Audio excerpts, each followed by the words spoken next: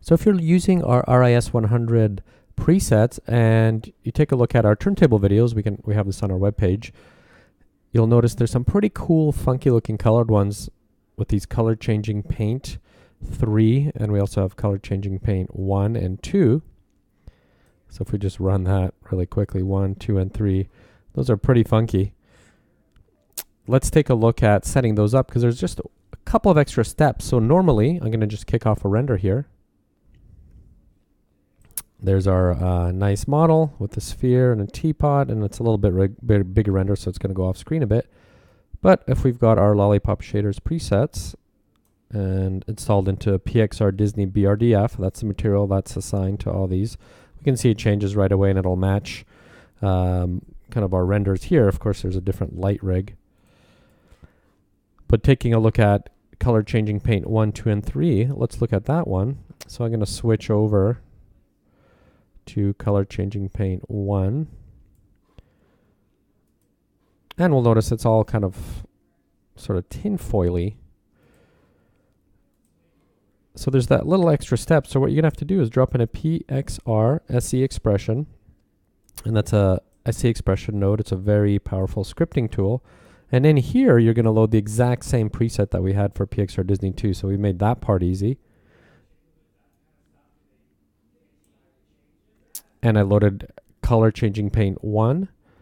And you'll notice down here in our notes section, it's going to say color changing paint 1. So you know which preset you've loaded. And it says float input 3 is the gain. So we're kind of labeling, giving a little bit of an info what these float inputs do. But you don't really have to touch it. You're just going to connect it in the node editor. So if we make that one bigger, and we've got our SE expression and our Disney material.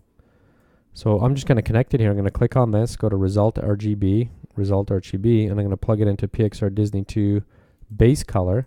So now our base color is going to take this input, and we can already see in the swatch node that we're getting that really cool color. And that kind of matches better what it's supposed to be, just like we saw in our bunny renders here. But let's take a look at a real render. So I'm going to kick this off again.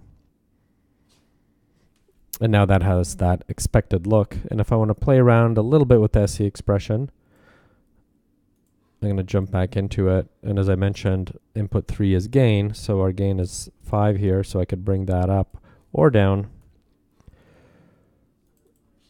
Take it to 1. It's going to make the color darker.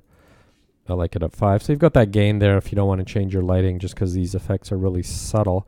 And this is based on a facing ratio, so you can see there's a lot of code in here. You don't necessarily need to know what that does, but it's set for you, ready to go as a preset.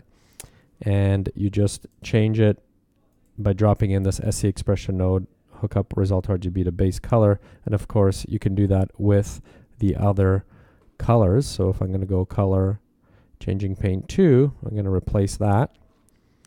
You can see we get a live feedback, but that's not the right one. So we're going to go into the SE expression and do the same thing.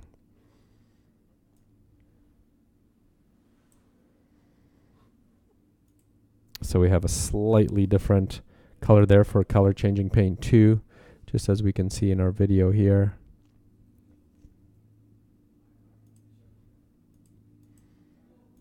There's color changing paint 2 and 3. And we have 1 here as well. So you can just keep that same setup and choose 1, 2, or 3. And if we jump ahead a little bit, I've got a more final quality render here, and it's still rendering away with the path tracer, but just to see some nicer final quality settings. It's still got a little bit ways to go, but we can see it's a lot less noisy here. So go ahead and play with those 3 and shoot us an email if you have any questions at info@lollipopshaders.com, and enjoy these Merle 100 presets, and happy rendering.